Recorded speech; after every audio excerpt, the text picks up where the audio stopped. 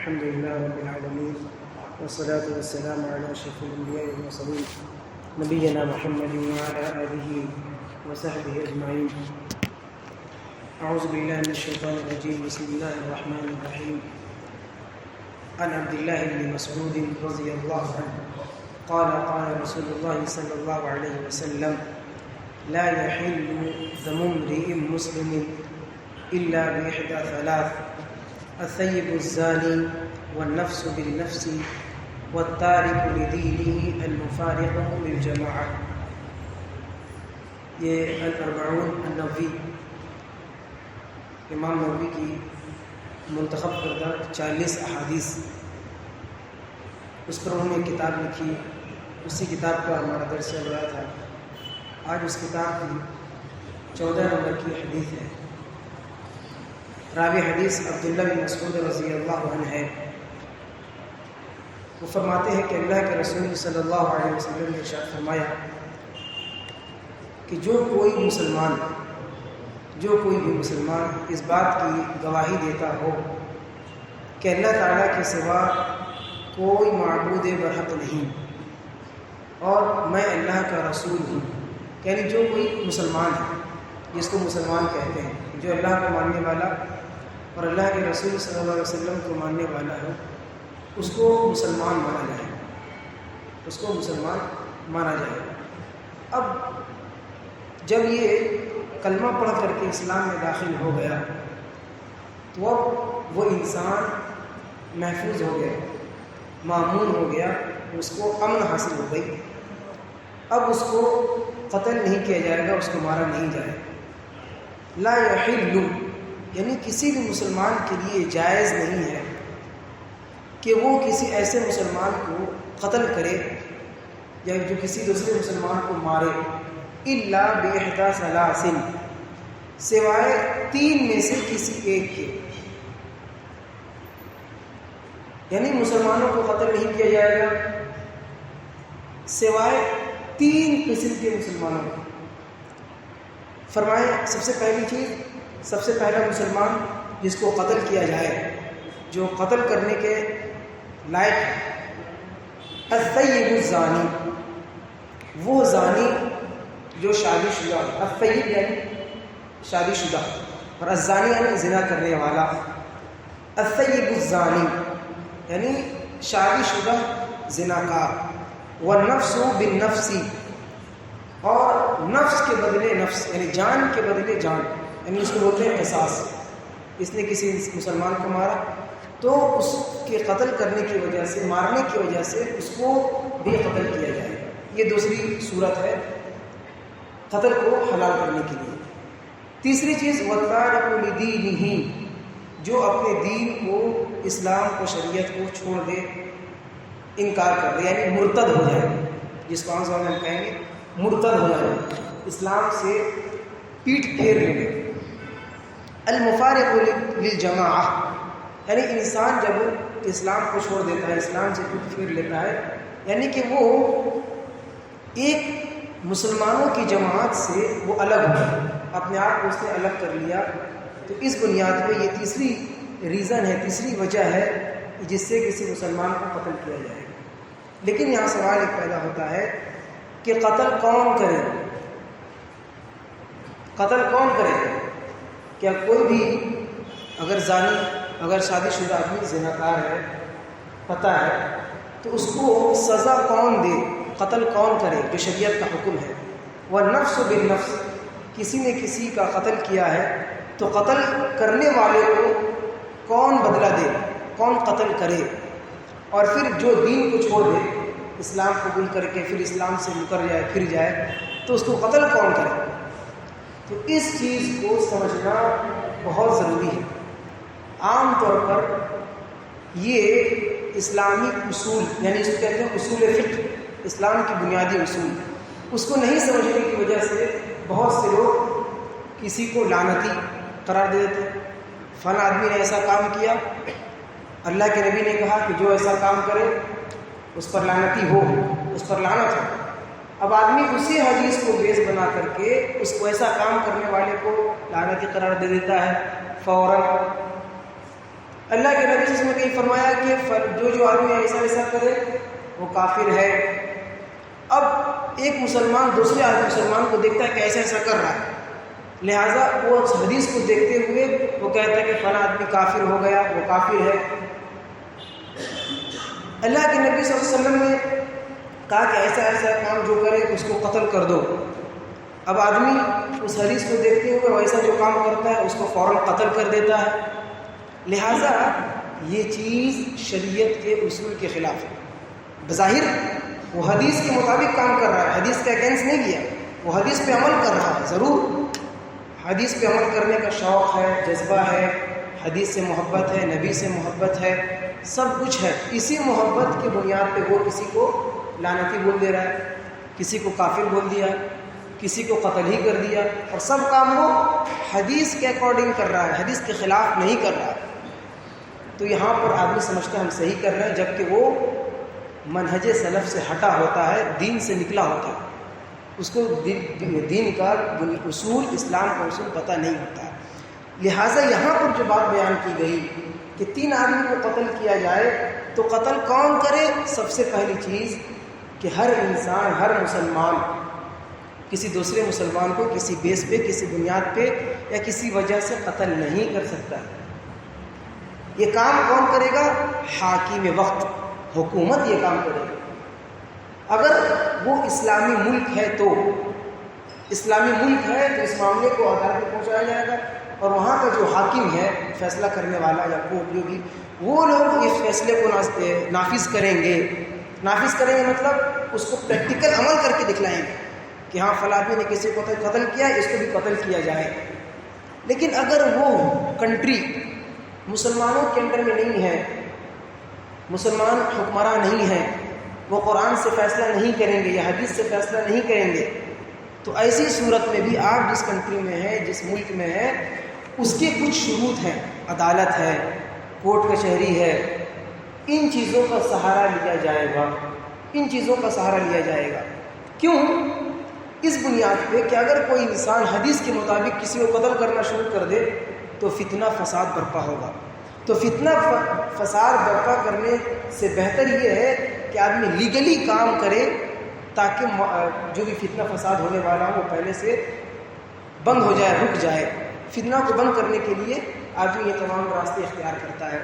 اسی طرح سے جو کوڑا مارنے کا حکم ہے، اسی طریقے سے کچھ ڈنٹے اور لاٹھی مارنے کا حکم ہے، بعض گناہ پہ بعض الگ الگ قسم کی سزائیں ہیں۔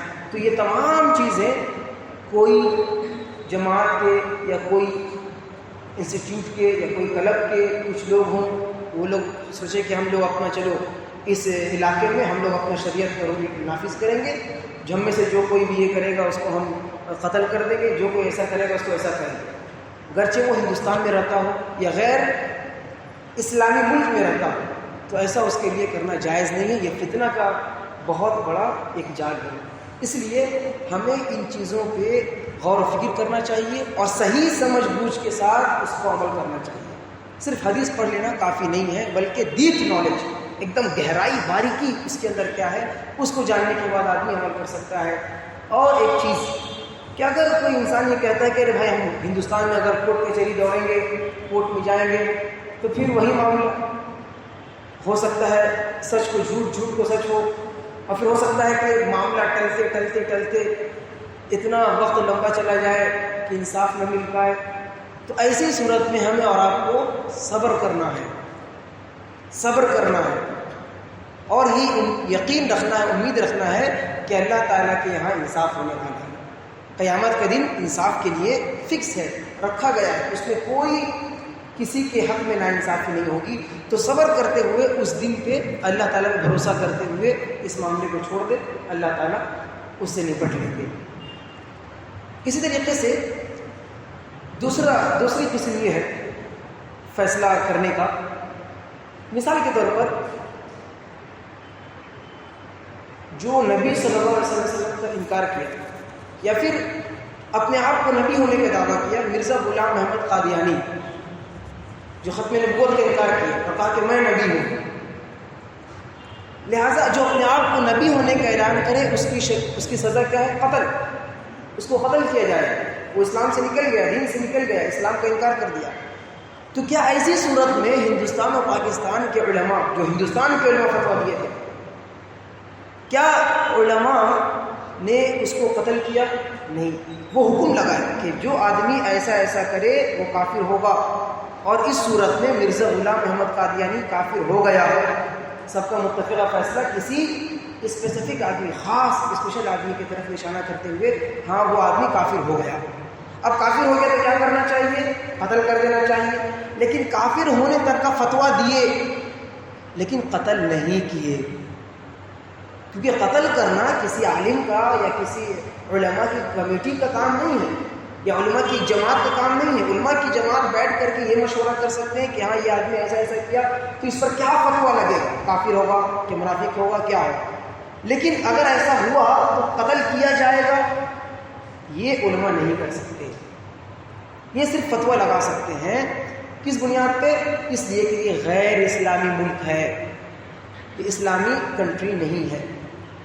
تو اس چیز کو ہمیں اور آپ کو صحیح طور پر سمجھنا چاہیے. جیسا کہ علماء نے اس وقت یہ قدم اٹھایا، اس کو کافر کہا لیکن قتل نہیں کیا. اسی اعتبار سے آگے دیکھتے ہیں. الطیب الزانی، سب سے پہلا آدمی شادی شدہ زناکار. اسلام نے انسانی جان کی بہت اہمیت رکھی ہے. اللہ کے نبی صلی اللہ علیہ وسلم حجۃ الوداع کے موقع پہ صحابہ کرام جب اکٹھا تھے، وہاں فرمایا اعراضکم و اموالکم و دماءکم، کہ تمہارا مال، تمہاری عزت اور تمہاری جان حرام ہے. یعنی کوئی مسلمان کسی کا مال نہ لوٹے، کوئی مسلمان کسی کی جان نہ لے، اور کوئی مسلمان کسی کی عزت پہ تار نہ کرے، عزت پہ ڈاکہ نہ ڈالے، بے عزت نہ کرے. یہ تین چیزیں کیا ہیں؟ ایک مسلمان کا دوسرے مسلمان پر حرام ہے. اب وہ حرام کی کیٹیگری کیا ہے؟ فرمایا کحرمت یومکم ھذا، جیسا کہ آج کا دن حرام ہے. آج کا دن کون سا دن تھا اس دن نبی صلی اللہ علیہ وسلم؟ یعنی حج کے موقع پہ 10ویں تاریخ تھی، عید الاضحیٰ کا دن، عید الاضحیٰ کا دن. اور دن کے اعتبار سے 360 دن میں سب سے اچھا دن، پاکیزہ دن، محبوب دن اللہ کے نزدیک قربانی کا دن ہے. تو اس دن اللہ کے نبی صلی اللہ علیہ وسلم نے ارشاد فرمایا جیسا کہ آج کا دن حرمت والا ہے، احترام والا ہے، اسی طریقے سے مسلمانوں کا ایک دوسرے پہ خون، مال اور عزت حرام ہے. کوئی کسی کو بے عزت نہیں کر سکتا. وفی شہرکم ھذا، جیسے اس شہر کی عزت ہے. وہ شہر کیا تھا؟ مکہ. مکہ میں تھے اس وقت، تو مکہ تمام شہروں میں سب سے زیادہ عظمت والا ہے. تو اس شہر کی طرح مسلمانوں کی جان، مال اور عزت محفوظ ہونا چاہیے، احترام ہونا چاہیے. اور پھر فی شہرکم ھذا، اور میں یہ جو شہر ہے، جو مہینہ ہے، مہینہ کون سا مہینہ تھا؟ ذی الحجہ کا مہینہ تھا. تو اس بنیاد پہ تینوں اعتبار سے اللہ کے نبی صلی اللہ علیہ وسلم نے یہ بات واضح کی کہ جس طریقے سے آج کا دن قربانی کا دن احترام والا ہے اور مہینہ احترام والا ہے، یہ شہر مکہ احترام والا ہے، اسی طریقے سے اسی حرمت کے ساتھ ایک مسلمان کا دوسرے مسلمان کی عزت، مال اور جان، یہ تینوں حرام ہیں. معلوم یہ ہوا کہ جو انسان کعبہ سے محبت کرے گا، جو انسان مکہ المکرمہ سے محبت کرے گا، جو انسان قربانی کے دن کی تعظیم کو سمجھتا ہوگا، تو وہ انسان کبھی بھی کسی دوسرے مسلمان کو قتل نہیں کرے گا، اس کا مال نہیں ٹوٹے گا، اس کو بے عزت نہیں کرے گا. اور جس کے دل میں خانہ کعبہ کی محبت نہ ہو، مکہ کی محبت نہ ہو، اور اس مہینے کی محبت نہ ہو، حرمت کا خیال نہ کرتا ہو، تو وہ جس کو چاہے قتل کر دے، جس کو چاہے مارے، جس کو چاہے مال لوٹے، جس کو چاہے بے عزت کرے، کچھ بھی وہ کر سکتا ہے. اس کے لیے وہ اختیار ہے. یہ انسان کے اپنے اپنے ایمان پہ ڈیپینڈ کرتا ہے. تو انسانی جان کی احترام کے بعد اس چیز کو سمجھیے، الطیب الزانی، شادی شدہ زناکار، کیونکہ اس کے پاس وسائل موجود ہے لیکن پھر بھی وہ زنا کیا، شادی کیا ہوا ہے پھر بھی وہ زنا کر رہا ہے، تو یہ بہت بڑا جرم ہے. اگر کوئی شادی شدہ نہ ہو اور زنا کرے تو اس کو 100 کوڑے لگائے جائیں گے اور شہر سے کچھ دنوں کے لیے، 1 سال کے لیے تقریباً باہر کر دیا جائے گا. یہ غیر شادی شدہ. لیکن جو شادی شدہ ہے اس کا حد ہے رجم.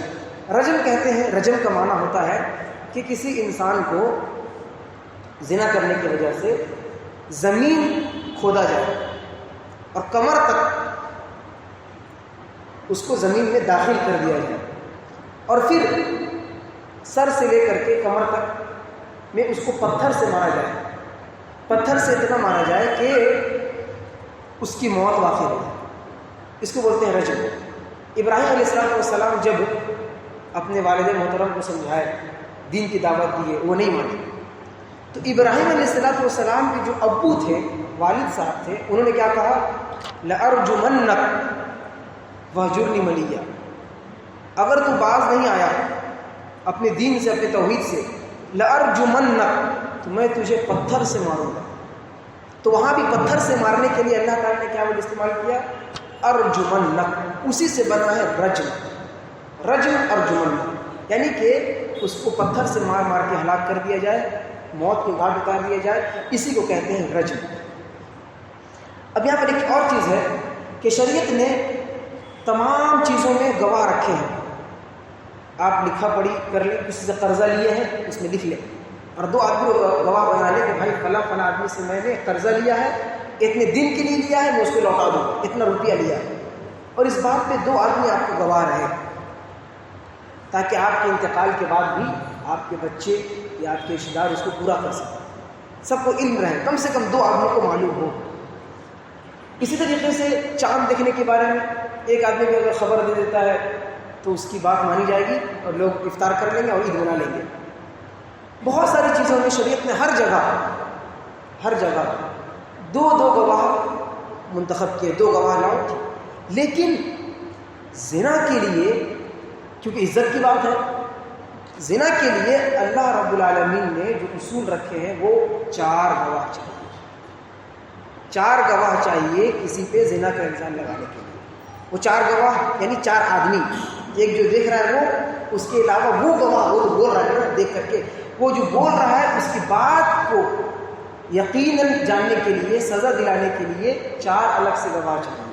یہاں تک کہ اللہ کے نبی صلی اللہ علیہ وسلم کی حدیث میں بہت سارے الفاظ، جس کو ڈائریکٹ نہیں بولے لیکن بہت سارے الفاظ ایسے بیان کیے جس کے علماء تشریح کیے ہیں اور تفسیر کیے ہیں کہ کیا کیا ہو سکتا ہے. مثال کے طور پر ایک شخص نے ایک مرد عورت کو ایک اکیلے گھر میں دیکھا یا تنہائی میں دیکھا، اور تمام اسباب ہیں، دروازہ بند بھی ہے، دونوں غیر محرم بھی ہے، جو بھی ہے، ٹھیک ہے، ایک آدمی دیکھا تو بھی وہ اس پر کسی چیز کا الزام نہیں لگا سکتا.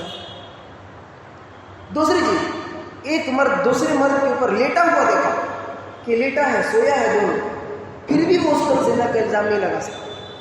یہاں تک کہ بہت سے علماء رسی کی مثال دی ہے کہ ایک رسی دوسرے رسی میں جب اس کو اگل کر کے داخل کیا جائے.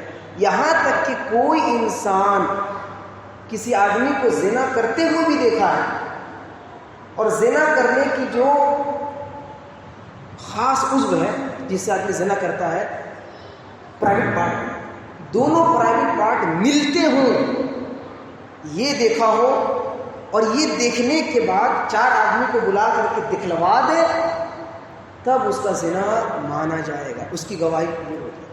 لیکن کوئی آدمی دیکھے کہ ایک آدمی دوسرے پہ لیٹا ہوا ہے، دونوں ایک دوسرے سے کھڑے ہیں، چپک کے کھڑے ہیں، ہاں کپڑے بھی اترے ہوئے، جو بھی چیز دیکھ لے، زنا اس کو نہیں مانا جائے گا. وہ زنا کر رہا ہے، ہاتھ کا زنا کر رہا ہے، آنکھ کا زنا کر رہا ہے، غلط کام کر رہا ہے، تنہائی میں ہے، یہ تو سب ایسی حرام ہے. لیکن رجم کے لیے بات یہاں کیا ہو رہی ہے؟ رجم کے لیے اگر آپ رجم کروانا چاہتے ہیں، جس کو کہتے ہیں زنا، شہوت مطلب شرمگاہ کا زنا، اگر آپ ثابت کرنا چاہتے ہیں تو اس کے لیے آدمی مرد اور عورت کے اعضاء کو، عضو تناسل کو ٹچ ہوتا ہوئے، داخل ہوتے ہوئے دیکھے، اور دیکھنے کے بعد اسی حالت میں 4 آدمی کو بلوا کر کے دکھلا دے، اور چاروں آدمی صحیح سالم گواہی دے دے، تب جا کر کے فیصلہ کیا جائے گا. حاکم وقت فیصلہ کرے گا کہ ہاں اس کو رجم کیا جائے.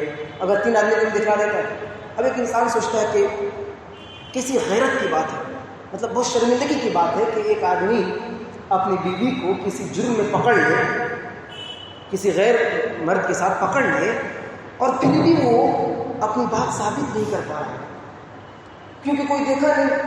تو گواہ کس کو لائے گا بیچارہ؟ وہ صحیح دیکھا لیکن بیچارہ گواہ کس کو لائے گا؟ کوئی تھا ہی نہیں اس کے. تو اللہ کے نبی صلی اللہ علیہ وسلم سے ایک صحابی نے یہ سوال کیا کہ ایسا معاملہ ہو، غیرت کی بات ہے، اور شریعت نے کہا کہ 4 میں کیا ہو گیا تب مانا جائے گا. تو اللہ کے نبی صلی اللہ علیہ وسلم نے فرمایا کہ جتنا اس انسان کو اپنی بیوی پہ غیرت ہے اس سے کہیں زیادہ اللہ تعالیٰ غیرت والا ہے. اللہ تعالیٰ سے زیادہ غیرت والا کوئی نہیں ہے.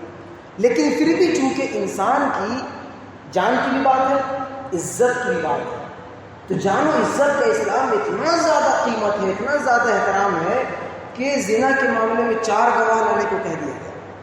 تو اس سے انسانی جان کی اور اس کی بڑی حرمت معلوم ہوتی ہے, بڑا احترام معلوم ہوتا ہے. تو یہ شریعت کا اصول ہے. اور ہے دوسری جو بات بتائی گئی کہ ایک آدمی مثال کے طور پر اپنی بیوی کو دیکھا اور وہ کہے, تو پھر شریعت نے ایک اور اصول دیا ہے سورہ نور میں پہلا پیج پہلا صفحہ میں آیت نمبر 6 اور 7 میں کہ ایک مرد 4 بار یہ کہے, قسم کھائے کہ ہاں اللہ کی قسم میں نے اپنی بیوی کو ایسا کرتے ہوئے دیکھا ہے, اور 5ویں بار وہ یہ کہے کہ اگر میں اپنے بات میں جھوٹا ہوں تو اللہ کی لعنت ہے مجھ پر. اور پھر یہی چیز عورت کہے گی اس کی بیوی 4 بار کہ نہیں میں نے ایسا نہیں کیا ہے, اور 5ویں بار یہ کہے گی کہ اگر میں نے ایسا کیا ہے جو میرے شوہر میرے اوپر الزام لگا رہا ہے, اگر میں صحیح میں ایسا کی ہوں تو میرے اوپر اللہ کی لعنت ہو. تو میاں بیوی دونوں ایک دوسرے کے اگینسٹ میں 4 بار قسم کھائیں گے اور 5ویں بار لعنت اپنے اوپر بھیجیں گے کہ اگر میں جھوٹ بول رہا ہوں یا بول رہی ہوں تو میرے اوپر لعنت ہو. اس کے بعد دونوں میں جدائی ہو جائے گی میاں بیوی میں. اس کو عربی زبان میں کہتے ہیں لعان, یعنی اپنے ایک دوسرے کے اوپر گناہ کی وجہ سے اپنے اوپر لعنت آ. اور پھر جب فیصلہ ہو جائے کہ نہیں بیوی ٹھیک تھی, بیوی کی غلطی نہیں تھی, یا شوہر ٹھیک تھا صحیح بولا تھا بیوی غلط کی تھی, اور بعد میں جا کر کے دونوں پھر سے راضی ہو جائے کہ چلو جو معاملہ ہوا تھا غصے میں, اب چلو ہم لوگ پھر سے شادی کر لیتے ہیں, جدائی ہو گئی تھی. لہٰذا شریعت نے کہا کہ لعان جب ہو جائے میاں بیوی میں تو وہ زندگی بھر کے لیے حرام. اب دوبارہ کوئی سمجھوتا نہیں. طلاق دے دے تو سمجھوتا ہو سکتا ہے, بیوی اگر شوہر کو کھلا دے دے سمجھوتا ہو سکتا ہے بعد میں سمجھ بوجھ کے بات چیت ٹھیک کر کے. لیکن اگر یہ معاملہ آ جائے, یہ موقع آ جائے کہ 4 بار قسم کھانا ہو, 5ویں بار لعنت دینا ہو, اس کے بعد پھر دونوں میاں بیوی شادی کرنا چاہے, ملنا چاہے, نہیں مل سکتے. معبدہ, تحریم معبدہ, یعنی ہمیشہ کے لیے وہ حرام ہوئے, اب پھر دوبارہ شادی نہیں کر سکتے ہیں. یہ کیا ہے؟ شریعت کا اصول ہے. اسی طریقے سے دوسرا جس کے بارے میں کہا گیا النفس بالنفس, کہ ایک جان کو دوسرے جان کے بدلے قتل کیا جائے. اور اس میں ایک چیز یہ بھی ہے کہ آدمی اگر اپنی بیوی پہ الزام لگا رہا ہے تو ایک تو طریقہ یہ ہے کہ آدمی دیکھا ہو, دوسرا یہ ہے کہ وقت ہونے سے پہلے اس کا حمل ٹھہر جائے, بچہ پیٹ میں ہو جائے. حمل کا جو ہوتا ہے وہ چیز ظاہر ہوتا ہے 2 مہینے میں, 3 مہینے میں, یا شادی ہونے کے 5 مہینے نہیں ہوا بچہ اس کے پیٹ میں حمل ٹھہر گیا. تو ایک یہ ریزن, ایک دلیل ہوا کہ ہاں یہ عورت صحیح نہیں ہے. ٹھیک ہے, لیکن سماج اور معاشرہ میں ایک چیز جو واضح کرنے کی ضرورت ہے وہ یہ ہے کہ شریعت نے قرآن کی 2 آیت, ایک دوسرے پارے کی آیت ہے کہ بچہ کو دودھ پلانے کی مدت 2 سال ہے, اور 26ویں پارے میں سورہ احقاف میں اللہ نے کہا کہ بچہ پیٹ میں رکھنے اور دودھ پلانے یہ دونوں کو ملا کر کے 30 مہینہ بچہ کو پیٹ میں رکھنا اور دودھ پلانا, دونوں مدت کو ملایا جائے تو 30 مہینہ بنتا ہے. اور دوسری آیت بتا رہی ہے کہ 2 سال دودھ پلایا جائے, تو 30 مہینہ میں سے 2 سال نکال دیں گے کتنا بچے گا؟ 6 مہینے. تو معلوم یہ ہوا کہ اگر کسی عورت کو 6 مہینے میں بچہ جن لیتی ہے, بچہ پیدا ہو جاتا ہے, تو وہ عورت زانیہ نہیں ہوگی, کیونکہ قرآن نے کہا ہے کہ کم سے کم حمل کی مدت, بچہ پیدا ہونے کی مدت 6 مہینہ ہے. ضروری نہیں کہ 9 مہینہ ہو, 10 مہینہ ہو تبھی بچہ ہوگا تو صحیح ہوگا, نہیں. 6 مہینے میں اگر کسی عورت کا بچہ ہو جائے تو وہ عورت صحیح ہوگی, درست ہوگی. قرآن کے اکارڈنگ یہ بات معلوم ہوتی ہے. ٹھیک ہے, اس کا کیا النفس بالنفس. اور اگر 5 مہینے سے پہلے بچہ ہو جائے, 6 مہینے سے پہلے ہو جائے تو اس کو سزا دیا جائے گا. اب آدمی چاہے تو خود سے بول دے کہ ہم زنا کیے ہیں, اب چاہے تو اس کو زبردستی زنا کے گھیرے پہ لایا جائے, مارا جائے اس کو شریعت کے اصول سے. دوسری چیز النفس بالنفس, کسی نے کسی کو قتل کیا ہے تو اس کے بدلے میں اس کو مارا جائے. اب اس کی بھی بہت ساری کنڈیشن ہے, ہر چیز کی شریعت نے بہت ڈیٹیل میں بیان کی. تو یہ بہت شارٹ آپ کے سامنے جو خلاصہ اس کو رکھنا چاہتا ہوں کہ ایک ہوتا ہے کہ آدمی کسی کو تلوار سے مارا اور نیت یہ تھی کہ میں اس کو قتل کر دوں, اس کو بولتے ہیں قتل عمد, جان بوجھ کر کے کسی آدمی کو قتل کر دینا. ایسا جب آدمی کرے گا تب اس کو اس کے بدلے میں قتل کیا جائے گا. دوسرا ہوتا ہے کہ آدمی نے کسی دوسرے انسان کو کسی جانور کو نشانہ بنا رہا ہے, گولی سے بندوق سے مار رہا ہے شکار کرنے کے لیے. اب سامنے کوئی آدمی دوڑتا ہوا آ گیا, اب اس آدمی کو گولی لگ گیا, وہ مر گیا. جبکہ مارنے کا چیز کیا ہے؟ بندوق. اس سے آدمی کو قتل کیا جاتا ہے, لیکن مار کسی اور کو رہا تھا, کسی اور کو لگ گیا. اس کو بولتے ہیں شبہ عمد, یعنی کہ اس آدمی کو قتل نہیں کیا جائے. وہ تو بیچارہ اس کی نیت نہیں تھی مارنے کی, اس کو وہ تو بیچ میں آ گیا. تو اس کے بارے میں شریعت نے کہا کہ وہ دیت دے دے, اتنا اونٹ اس کو صدقہ دے دے اس کے گھر والے. اور تیسری قسم یہ ہوتی ہے قتل کرنے کی کہ آدمی لاٹھی سے, ڈنڈا سے یا ہاتھ سے یا مکہ سے کسی کو مارا. اور ظاہر سی بات ہے کوئی لاٹھی سے مارتا ہے تو جان سے مارنے کی نیت نہیں ہوتی ہے. لاٹھی سے کوئی مرتا نہیں ہے, گھوسے سے کسی کو مارے گا کوئی مرے گا نہیں. لیکن مارے اور ایسی جگہ لگ گیا کہ اس کا انتقال ہو گیا, مر گیا. جیسے موسیٰ علیہ السلام کا معاملہ تھا, ایک ہی گھوسا میں اللہ کو پیارا ہو گیا. تو اس طرح سے اگر کوئی کسی کو مارتا ہے, اور موسیٰ علیہ السلام اس کو قتل کرنے کی نیت نہیں تھی, وہ تو جھگڑا چھڑا رہے تھے, تو اس بنیاد پہ موسیٰ علیہ السلام قاتل نہیں ہوئے, قتل کرنے والے نہیں ہوئے. وہ تو گھوسا سے مار رہے تھے اور لگ گیا, انتقال ہو گیا. تو اس کو کہتے ہیں قتل خطا, غلطی سے, یعنی نیت نہیں تھی مارنے کی, اور ویسا سامان بھی نہیں تھا, چاقو یا تلوار یا بندوق کچھ نہیں تھا. اس کو کہتے ہیں قتل خطا, غلطی سے کسی کو ایسے مارنا کہ وہ مر جائے. تو اس کے لیے بھی شریعت نے کہا کہ تم بھی فلاں فلاں چیزیں دیت, گائے, اونٹ, سونا چاندی, جو بھی شریعت نے اس کو اصول میں کیا, 5 پارے میں اس کی تفصیل ہے, کہا کہ تم اسے گھر والوں کو دے دو. لیکن پہلی چیز کہ آدمی مارنے والی چیز سے بھی مارے اور پھر ساتھ ساتھ مارنے کی نیت سے بھی مارے, تب جا کر کے یہ کہا جائے گا کہ ہاں اس کو قتل کیا جائے, کیونکہ وہ جان لیا ہے, وہ قتل کیا ہے. اور آخری چیز ہے التارک لدینہ المفارق للجماعہ, کہ کوئی انسان دین سے نکل جائے. اللہ رب العالمین نے قرآن میں کہا یا ایھا الذین آمنوا, اے ایمان والو, من یرتد منکم عن دینہ, تم میں سے جو کوئی اسلام سے پھر جاتا ہے, اللہ کو اس کی کوئی پرواہ نہیں ہے, فسوف یأتی اللہ بقوم یحبهم ویحبونہ, اللہ تعالیٰ اس سے اچھے لوگوں کو اسلام میں داخل کر دے گا. یحبهم ویحبونہ, جو ایک دوسرے سے محبت بھی کریں گے, ایک دوسرے کی عزت بھی کریں گے, ایک دوسرے کا احترام بھی کریں گے. جہاں جو اسلام سے پھر جاتا ہے وہ اپنا گھاٹا کرتا ہے. اور کفار و مشرکین نے یہ کیا تھا, اسلام کو بدنام کرنے کے لیے آپس میں لوگ ایک بیٹھ کے میٹنگ کی اور کہا کہ چلو تم لوگ کل جاؤ نبی صلی اللہ علیہ وسلم کے پاس, محمد کے پاس, اس کے ہاتھ میں کلمہ پڑھو, اور شام ہوتے پھر تم لوگ محمد کا انکار کر دینا. پھر کہا کہ شام کو تم لوگ جاؤ گے, کلمہ پڑھو گے محمد کے ہاتھ پہ, اور صبح تم لوگ پھر جا کر کے اسلام کا انکار کر دینا. لہٰذا یہ ایک ان لوگوں کی اسٹریٹجی تھی اسلام کو بدنام کرنے کے لیے, لیکن اسلام بدنام ہوا نہیں.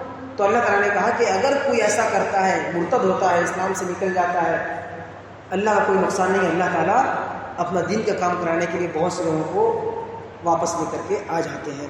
تو لہٰذا جو دین سے مرتد ہو جائے اس کی بھی سزا یہی ہے, اس کو قتل کیا جائے. لیکن قتل کون کرے گا؟ جو حاکم وقت ہوگا وہ قتل کرے گا.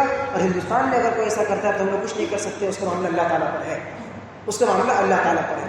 ہم اپنے ہاتھ میں کوئی ڈیسیزن نہیں لے سکتے, چاہے انڈیویژلی ہو یا جماعتی لیول پر ہو یا کسی بھی لیول پہ ایک مسلمان ہو کسی دوسرے مسلمان کی یہ تمام قتل کرنے والا, کفر کرنے والا یا تکفیری کا جو کرنے والا, اعلاناتی کرانے والا, ہم اور آپ نہیں ہو سکتے. ایسا نہیں کرنا چاہیے, کیونکہ اس کی شرط 6 شرط ہے کہ اس کے اندر یہ پایا جاتا ہے کافر ہوگا, یہ پایا جاتا ہوگا, یہ ہوگا. تب آدمی ایک چیز کو دیکھ کر کے کافر کا فتویٰ لگا دیتا ہے, تو اس میں ہمیں بچنا چاہیے. یہ ایک حدیث تھی 14 نمبر کی حدیث, انشاءاللہ اس کے بعد پھر اگلے حدیث پڑھیں گے. اللہ تعالیٰ سے دعا ہے کہ رب العالمین ہمیں دنیا میں رکھے, ایمان پر رکھے, ہمارا خاتمہ ہو تو ایمان پر خاتمہ ہو. رب العالمین ہمیں جو ایمان اللہ تعالیٰ شفا کاملہ عطا فرما دے, جو قرض دار انہیں قرض ادا کرنے کی توفیق عطا فرما دے. آمین. سبحان اللہ بحمدہ, سبحان اللہ العظیم, سبحانک اللہم وبحمدک, اشہد ان لا الہ الا انت استغفرک.